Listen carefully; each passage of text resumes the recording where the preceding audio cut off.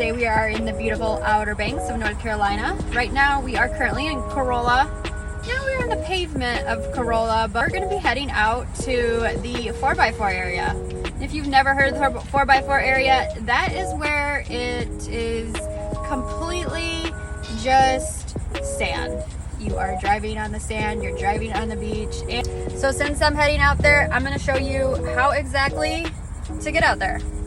I know a lot of people are intimidated by driving out to the 4x4 area for the first time, but if you've ever driven on a little bit of snow or ice, there's no problem at all. And if I can drive out there, I think you can too. So first things first, you're gonna need some type of 4x4 vehicle, some high ground clearance.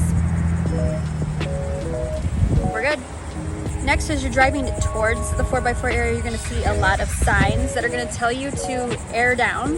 And simply that just means to take some of the air out of your tires. You come down here to your tire, take the little cap off, and take some air out of your tires. And when you're taking the air out of your tires, you are going to want to make sure you're not stopping in the middle of the road.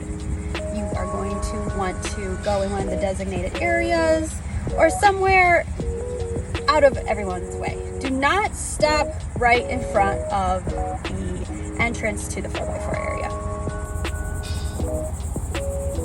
So my tires are all aired down. Now I'm going to start driving towards the 4x4 area, and just as I get there, I'm going to turn my four-wheel drive on, and then I'm also going to turn off my traction control on my car. This is going to make it a lot easier for me to drive and make it a lot smoother of a ride.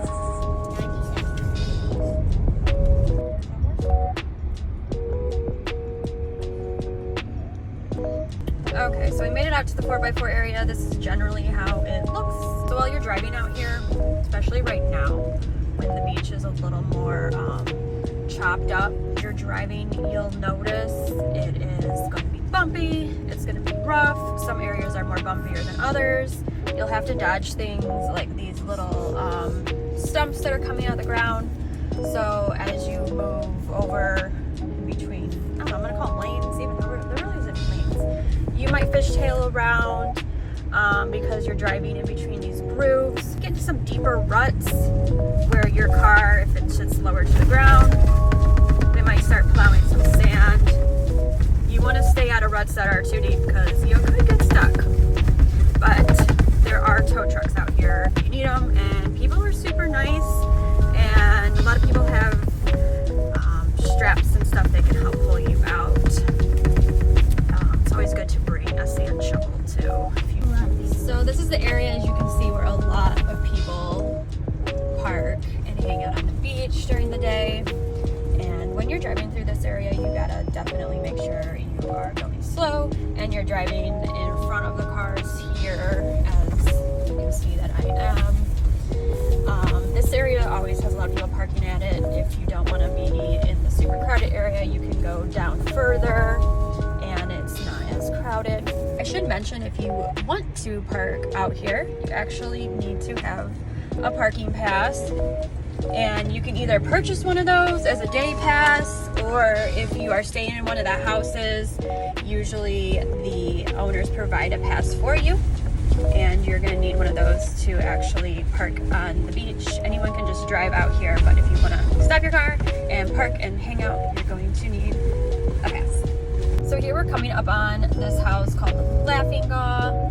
It is built in front of the dune here, and it sticks out further than any of the other houses. It gets high, it actually comes up to the house, and during that, you can't go around it on the beach here. So you actually have to go behind it and drive through the neighborhoods. So you'll have to find one of the access roads and pull into that and drive through the neighborhood back here.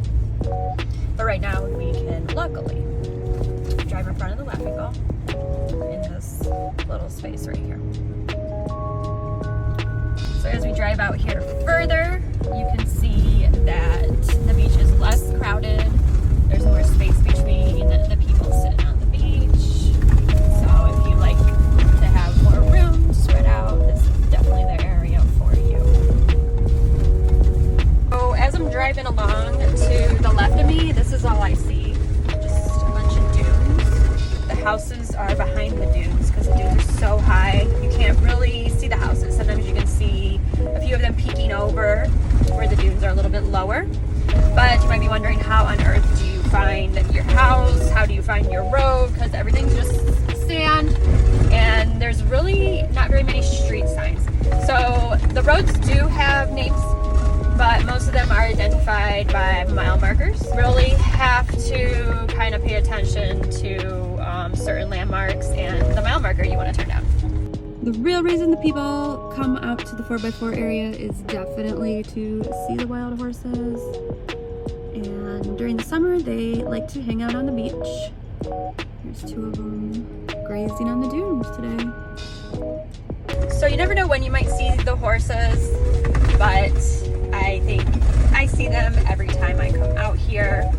Just driving along or just chilling at the house, you might see a horse, and it's always super cool. Okay, we made it off of the beach and we are heading down the road that the house is located on, just driving through the neighborhood, and now you can see all of the houses. So you saw the roads on the beach, and if you were wondering about the roads here in the neighborhoods, they are actually nicer. In Corolla Beach, the roads in the neighborhoods actually get groomed, so they are a lot smoother and easier to drive on. Up in Swan Beach, which is closer to the pavement, the roads don't get groomed there, so they are a little bit more tougher to drive on. But it's smooth sailing here. We finally made it!